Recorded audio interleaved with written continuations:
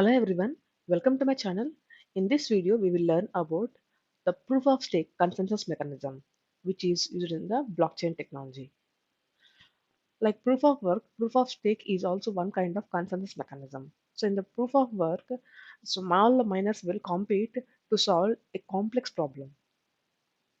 But in the case of the proof of stake, so there is no competition. One miner is selected for validation through the uh, staking process. So here the staking process means it requires it will collect some amount, it will collect some currency from the miners, and then it will allow the miners to validate the transaction. So after successful completion of the verification of the block and adding the new block to the transaction, then the miner is rewarded with the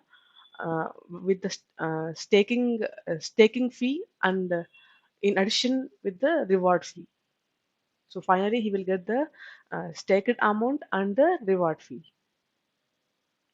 So here, a stake is the amount of money or value we bet on a particular event. So in the proof of stake algorithm, uh, it incentivizes users to participate in the network by staking their cryptocurrency holdings. Then, what is the need of staking here? Because the amount is staked from the miners, because if the suppose the particular miner is a hacker, then he may uh, he may control all the nodes in the network if he is having a high level of hardware resources. Okay, so if he is taking some amount, even though he cannot attack the network. So even he attacks the network, so some amount is staked in the uh, escrow. So this is the main purpose of the proof of stake.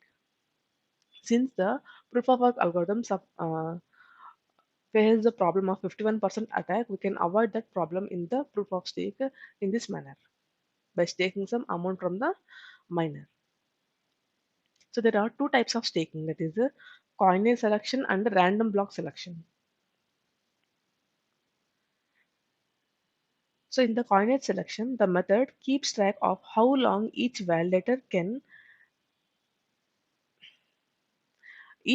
candidate node remains a validator. The older the node, the more likely it is to become the new validator. So in the case of the coinage selection, uh, the miner which is old is selected for the validation process. Whereas in the random block selection, it simply uh, follows a lottery basis. So it will consider all the miners and it will consider it will select a person as a miner in a random way. So the random block selection is a mix of two things, that is the lowest hash value and the highest stake value. That means if the particular miner is staking more amount, then that person is selected for mining process.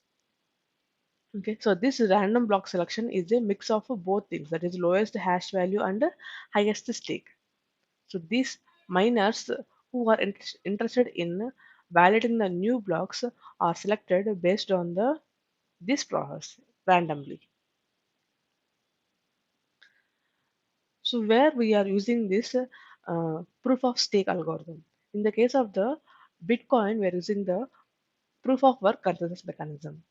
But the in Ethereum also previously proof of work was used. But Ethereum 2.4 recently moved from proof of work to proof of stake, because proof of work involves a lot of energy consumption. So that's why Ethereum moved from proof of work to proof of stake. Now let's see how the proof of stake works. So there are three validators here. So who are staking their coins to get picked up for the adding a new block. So that is Joe, Bob, and Alice. So these three persons are actually uh, they want to mine a new block. So these three minus details are given to a function which randomly picks a particular validator. So here we are considering the random block selection. Okay. So if a particular person is selected here as the validator, That is, Joe is selected as a validator here. Then his amount, the staked amount is collected and kept in a escrow. Okay, so from among these miners, one will be selected, one as a validator, and the staking amount is kept in the escrow. So after successful completion of the transaction and adding a new block to the blockchain, the miner is given the staking amount along with the reward fee.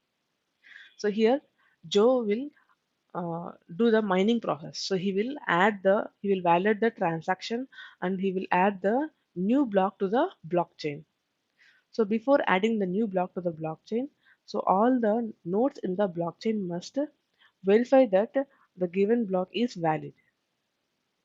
So if all the nodes in the network verify that the given block is valid, then Joe is given the staking amount along with the network fee.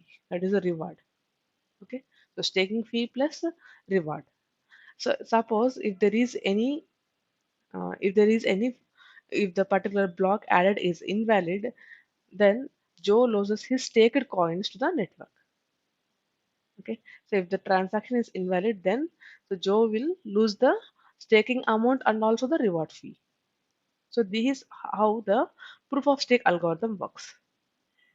If suppose Joe is a hacker and uh, he's a hacker, then if the block is invalid, if the transaction is invalid, then all the nodes won't agree for his transaction. So that's why he loses his amount, which is taken in a escrow. So next, why do we need the proof of stake algorithm? So proof of stake is energy efficiency. So we know that in proof of work there is a lot of energy consumption. There is a high energy consumption. So all the miners will compete for for becoming the validator. But here there is no competition. Only one miner is selected for mining process in a random way. Scalability. So proof of stake can handle more number of transactions at a time, and the decentralization potential. So here it is a more decentralized than the centralization process in the case of the proof of work. And security, so it offers more security. If a miner is a hacker, then he will lose the staked amount. And accessibility, proof of stake allows anyone with the cryptocurrency to participate, fostering a more inclusive network. So now let us see some of the uh, real-time examples of so which blockchain networks were using the proof of stake algorithm. So we know that the Ethereum is using the proof of stake. In addition to Ethereum, Cardano and Solana, Ethereum, Avalanche, Polkadot, and Tezos, Cosmos, Algorand. So all these blockchain networks are following the proof of stake algorithm. So like proof of work, this proof of stake is also having some challenges. That is centralization risk, technical complexity, proof of stake systems, sorry, staking pool dominance.